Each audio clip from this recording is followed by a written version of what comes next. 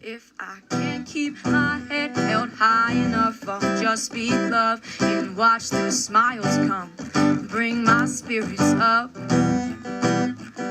There's some shit I like to fix, but I still know that I'm blessed.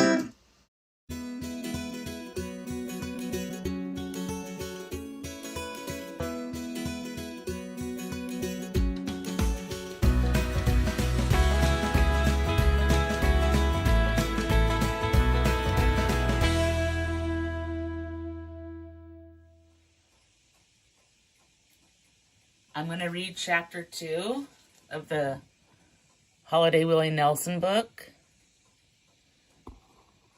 Pretty paper. I like his books. Chapter 2, Following a Dream. A couple of weeks had passed and I'd nearly forgotten all about the man selling his wares in front of Leonard's when all of a sudden he turned up in a dream. Now, I'm not one who remembers my dreams, and if I do, I don't pay much mind. But this dream was different. This dream was incredibly vivid. The peddler showed up in living color, and he was playing guitar. And he was standing tall. His legs were long and sturdy, and he was singing a song. I can't remember the words or melody, but I was sure it was the most beautiful song I had ever heard. He said that the song was the story of his life. At one point in the dream, I was standing right next to him in the band, playing my guitar, and at another point, I was in the audience cheering him on. When the song was over, I went over to congratulate him, but he said that he had disappeared. I tried to find him, but he was long gone. I was out there on some lonely highway, looking every which way for this man.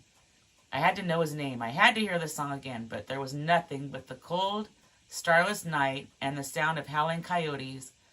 I woke up feeling the same frustration I felt when I went looking for him, the first time outside of Leonard's. I tried to forget the dream, but couldn't.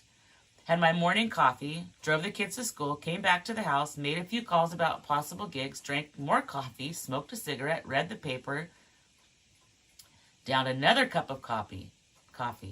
But no matter what I did, the dream wouldn't leave me, so I picked up my guitar to see if I could recreate the haunting melody I had heard in my sleep. I couldn't salvage the song. I heard only fragments. The more I tried to reconstruct the dream, the further it floated away from me.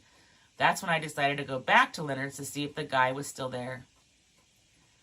My old Fairlane was on its last legs, coughing and belching, somehow made it downtown.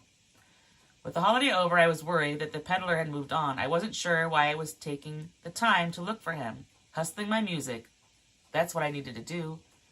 The gig at Bill's was still on, but the place was feeling the effects of the post-holiday doldrums. Come January, folks were partied out. Half of me was hoping that the legless man wouldn't be there. That way, I could just put him out of my mind.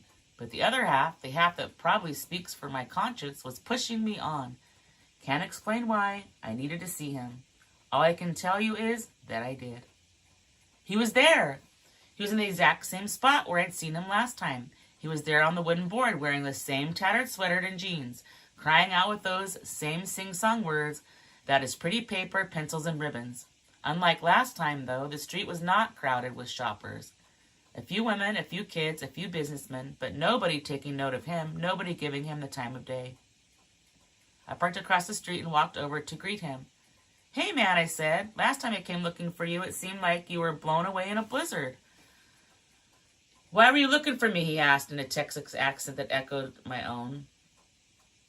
"Needed some of the wrapping papers and ribbons. Well, you found me now." "To tell you the truth, I don't need them anymore." The man didn't say anything. Didn't register, disappoint, didn't blink. Stoic as a stone.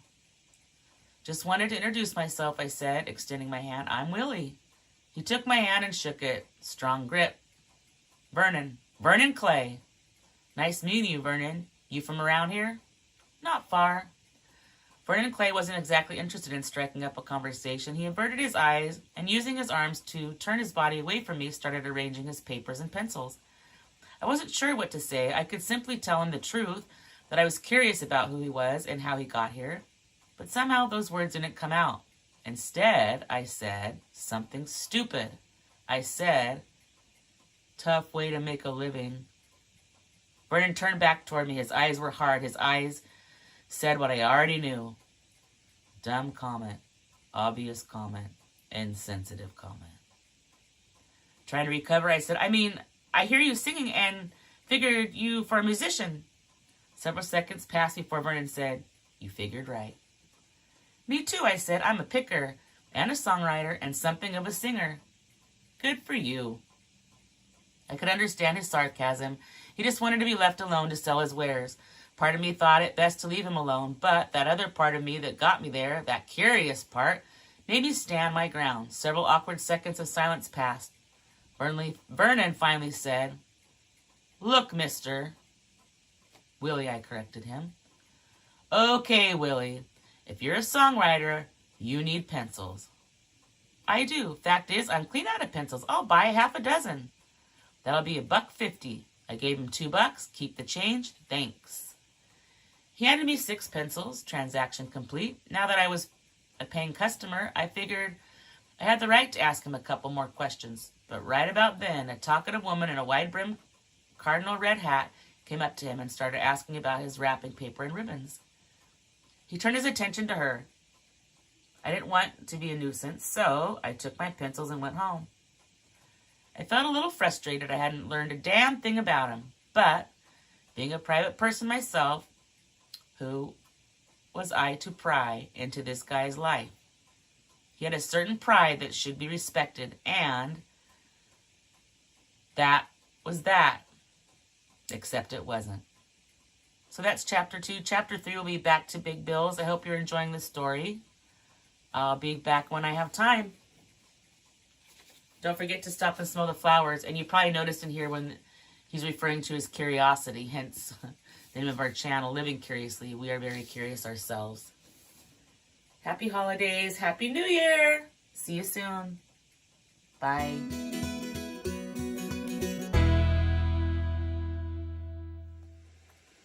I'm going to try to read chapter 3 of Pretty Paper, the Willie Nelson Christmas Tale. Chapter 3 is back to big bills. By early February, business had picked up at Big Bill's. I'd put together a little band and built up enough of a following to where I could work 5 nights a week. I was also coming up with a few ideas for new songs. I'm one of those writers who can't force it. Like babies, songs come down the chute when they're good and ready. Unlike children, though, songs don't have a gestation period you can roughly measure. Some songs take years to come alive. Those are the years when your unconscious mind is doing the work. You gotta be patient. I learned that early on.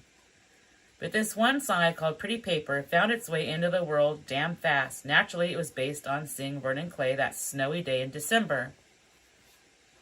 That convinced me that the emotions I was feeling for him, whether it was curiosity or sympathy, was real. The mystery surrounding the man really intrigued me. Of course, the song didn't answer any questions or give a clue to his story because I really didn't know his story. The song merely set the scene that was still so vivid in my mind. I guess my reasoning was that now that the song was written, I didn't have to solve his mystery. He could remain a question mark, a man frozen in time whose past, present, and future would always be unknown. And then, wouldn't you know it, he reappeared out of nowhere. Well, not exactly nowhere. Big Bill's is definitely somewhere. It's a rough and tumble barroom, uncomfortably close to the slaughterhouses. I say uncomfortably because if the wind's blowing in a certain direction, the air isn't exactly perfumed. There's no sign outside, just a neon replica of a bottle of Pearl beer. There didn't need to be any sign because everyone in the neighborhood knows Big Bill. For years he worked on the kill floors where the cattle are slaughtered. That's where he got into a fight with one of his bosses, who Big Bill caught short-changing him. He slit the man's throat. The man survived, and Bill served 6 years for attempted murder. Once out, he was recruited by Nathan Nutsy Perkins, a well-known gangster, as an enforcer. At 6'6" and 300 pounds, Bill was good at his job. But he soon tired of doing Nutsy's dirty work and quit. This was unusual. No one quit Nutsy, at least no one who values his life. But, as testimony to Bill's menacing stature, Nutsy let him walk away. Fact is, Nutsy owned the building where Bill put his bar.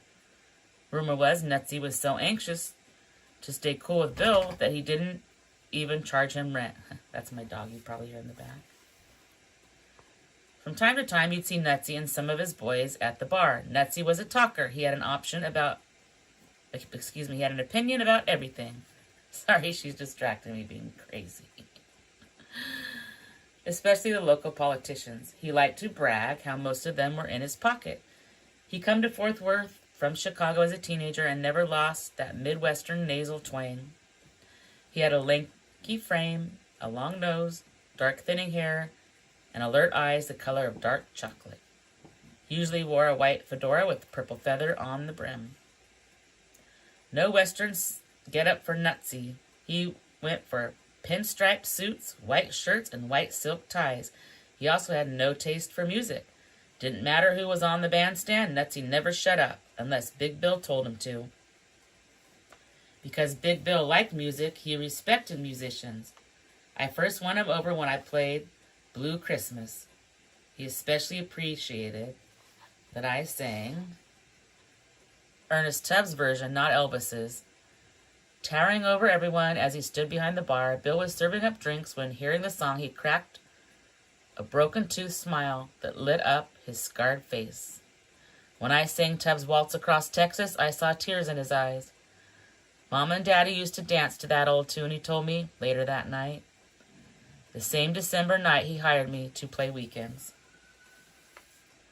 Big Bill also prided himself on maintaining the best jukebox in the city. Of course, there were the current hits of Porter Wagoner, George Jones, Buck Owens, Patsy Cline, but Bill also loaded it up with his favorite singers from the bygone era. Eddie Arnold, Lefty Frizzle, Hank Thompson, and of course, Hank Williams and his Drifting Cowboys. Every night around closing time, Bill would walk over to the jukebox, and while he cleaned up, he'd play Williams' Lovesick Blues 4 times in a row. The crowd at Big Bill's could get rowdy. It was a place where men came looking for women, and women, some of them pros, were just as rowdy as the men. You'd see an occasional fist fight or knife fight, but because of Big Bill's reputation as an enforcer, you wouldn't have to worry about shootings. The bandstand rickety old planks ran across the back wall to where I could see who was coming in and heading out. There were no tables or chairs. You either drank at the long bar or just stood around. Dancers tended to dance right in front of the bandstand. If the music was right, though, folks would be dancing all over the place. The sign said it was unlawful to have more than 80 people in there, but on a good Saturday night, at least twice that number of party people were packed in like sardines. It was on such a Saturday night, a chilly night in late February when I was feeling especially good. I had finally found a drummer who understood my personal sense of rhythm. Not everyone does, but Brother Paul, a Fort Worth native, did. If I ran a little ahead or lagged a little behind, Paul followed me. He sensed where I wanted to go. He was also at home at a joint like Big Bill's. He was friends with Big Bill and had done business with Nutsy Perkins. Here's a little picture of the jukebox. Cool jukebox.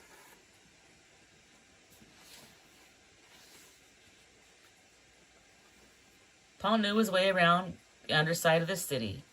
In his wide-brimmed black hat, his red-lined black cape, and his shit-kicker boots, he made a statement. I am here, and I've got your back. He also packed heat and wasn't shy about letting shady promoters know it. Brother Paul turned out to be a rock-solid bandmate and protective friend. On that particular night, I didn't need protection. There was a warm feeling all around. Big Bill was happy that I played a few of his favorite by Bob Wills and Gene Autry. The crowd seemed to like my rendition of hits by Johnny Cash and Marty Robbins, like Ring of Fire and El Paso. I snuck in a couple of my originals that went over pretty good.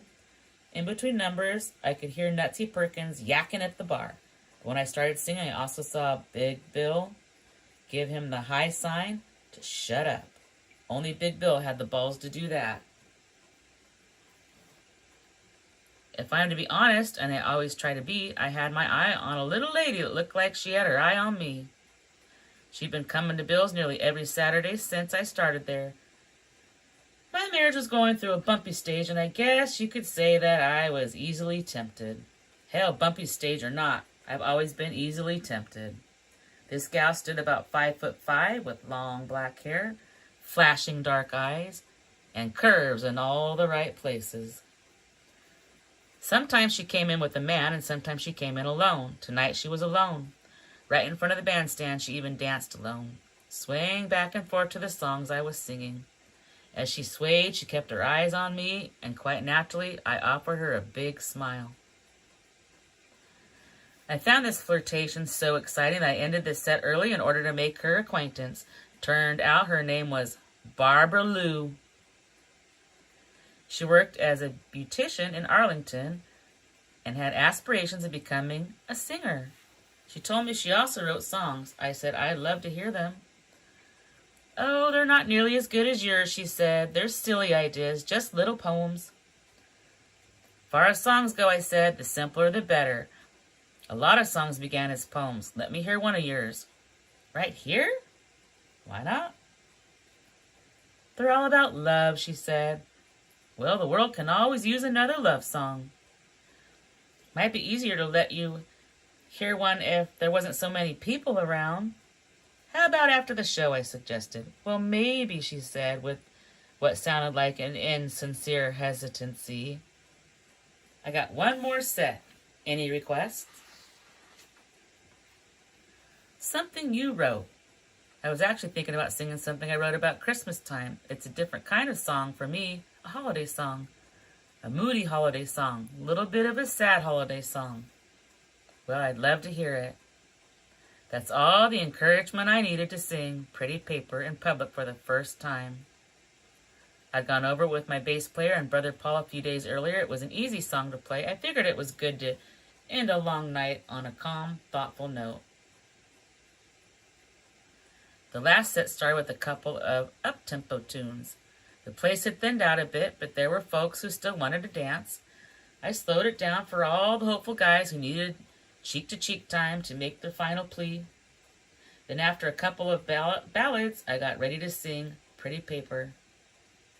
I'm not one to talk much on the bandstand. I hardly ever introduce songs. I learned that as a kid watching Bob Wills. Folks don't come to hear you talk. They come to hear you play. Singing Pretty Paper for the first time in public gave me a real eerie feeling on that Saturday night. Actually, it was nearly 3 a.m. on Sunday morning. I felt a chill pass over me. The chill seemed to affect everyone. As I sang, the room froze. Dancers stopped dancing, people stopped talking, even Nutsy clammed up. Behind the bar, Big Bill stood still as a statue. Maybe it was my imagination, but I got the idea everyone was fixated on the story I was singing. Pretty paper, I sang, pretty ribbons of blue, crowded streets, busy feet, hustle by him. Downtown shoppers, Christmas is nigh. There he sits all alone on the sidewalk, hoping that you won't pass him by. Should you stop? Better not. Much too busy, you're in a hurry. My, how time does fly. In the distance, the ringing of laughter, and in the midst of the laughter he cries, pretty paper, pretty ribbons of blue. When I got through, I had a lump in my throat. I saw that Barbara Lou had tears in her eyes. That's it, folks, I said. Thanks for coming out. Be careful getting home, and see you next time. My initial idea was to make a bedtime for Barbara Lou. Excuse me, that's silly. Beeline for Barbara Lou and see exactly what she had in mind. But as I walked off the bandstand, she had melted into a crowd. Hoping she hadn't already left, I looked outside. That's when I saw Vernon. The same Vernon Clay I'd seen at Leonard's. Roll by on his board. Could be no mistake. It was definitely Vernon. Had he been in the club when I was singing the song and I just hadn't seen him? Did the song piss him off? And did he take off in a hurry? Or was he just passing by and hadn't heard me at all? One way or another, I had to know. I had to catch him. I quickly made my way to the door, but before I could get there, a bear of a man grabbed me by my arm. You've been chasing after my woman, he said in a drunk voice, and let me know he was out of his drunk mind. I saw his eyes were raging red. I also saw a switchblade in his right hand. Standing next to him was sweet Barbara Lou. She just shrugged her shoulders as if to say, I didn't know this would happen. What happened next was that switchblade sprang open, then the man sprang for my throat. It all happened in an instant. With no time to react, I saw my life flash before my eyes. But fate interceded. A split second before the blade reached my skin, an empty bottle of Lone Star beer came crashing down on my assailant's head. The man crumbled to the floor. I wasn't scratched. Standing over the guy with a broken bottle in his hand was my drummer, Brother Paul.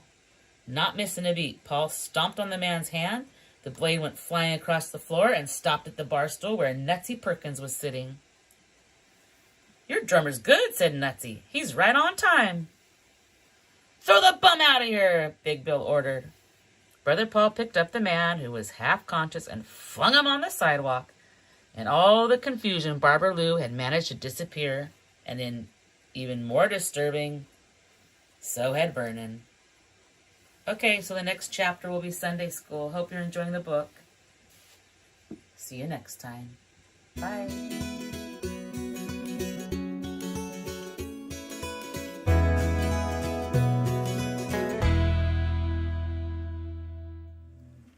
If I can't keep my head held high enough, I'll just speak love and watch the smiles come. Thanks for watching. Bring my spirits up. Don't forget to stop and smell the flowers. There's some shit I like to fix, but I still know that I'm blessed.